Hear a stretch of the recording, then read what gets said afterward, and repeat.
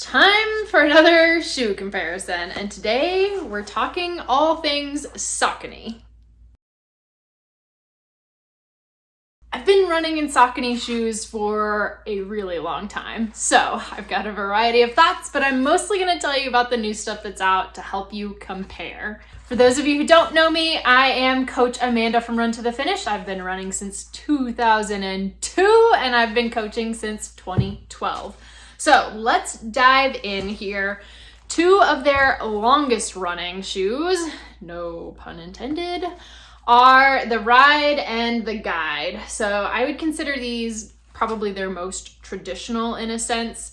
These two often get confused because they are super similar. So they are not a minimal shoe, but they don't have a crazy amount of padding. They're not super soft. And in fact, if you have something like plantar fasciitis, a good choice because you don't really want a super soft shoe. So the difference between the two, the Guide is designed to be a stability shoe. So it's got a little bit more support and things like that for those of you who have an overpronation issue that is not caused by your weak hip and glutes. Fix that. So, Guide, Ride, two longtime popular shoes. The one that has stolen my heart in the last few years, you can already see how much more built up this is in terms of cushion, which is called their PWR Run Foam. So this is the Saucony Triumph, and I really do love this for a long run shoe. I've used a couple versions now. It is much softer than the Ride. It is a neutral shoe with a 10 millimeter drop. That tends to be more than I usually go for, but I have loved these. I have traveled all over with them. These look new because I even replaced the other ones. I had worn them so much. So, Saucony Triumph, excellent for marathon training, long runs, giving you that added soft cushion support. Again, 10 millimeter drop, so a little higher. What I have been running in for a good decade is the Saucony Kinvara, which is only a 4 millimeter drop. So as a reminder, drop is heel to toe, which is different than stack height. So I will say the newest version of the Kinvara, while I still love this shoe, it's changed from what it was originally. The stack height has increased. So this shoe is much softer than what it used to be.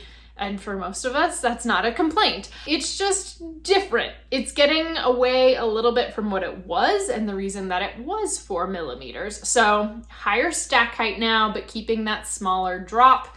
It's just gonna be a slightly different feel. It won't feel quite as soft as the Triumph, but I do like the lower heel drop for anyone who deals with things like IT band issues. It seems to really make a big difference. Final shoe I want to talk about is the carbon fiber Saucony Elite. I do have an old version of the Endorphin Pro and I like it very much, but it's old, so I didn't want to show it to you. So we're going to talk about their newest version here, which is their carbon fiber racing shoe. This is their top end racing shoe. In comparing it to some of the other brands like the Nike Vaporflies, it is a little different than a Vaporfly, which has even more bounce and more similar to an Alpha Fly. So it has a better, wider, stable base, which is going to make it good for things like a marathon.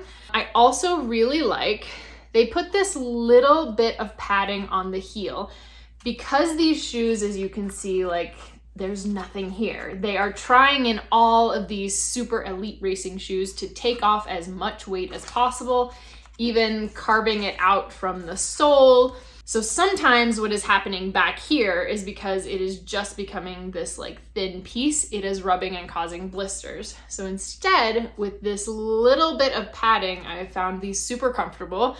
I do very much like these. I don't think they will be my racing shoe for 10K, but half full marathon, excellent, excellent shoe. I was definitely impressed with it. It does not run any differently size-wise than I've found with the other Kinvaras or Rides or anything like that. I will say the Kinvara as a shoe, probably a little bit more narrow than something like the Triumph. It's the only one now that I would consider kind of narrow, all narrow in comparison to something like a Hoka. Okay, I hope this gave you just a quick rundown so that you can make a decision on which shoe is right for you. As always, hit like if you want more of these videos. If you have other questions, let me know. I've got gear reviews out the wazoo on the website. I just need to put more of them in video for you.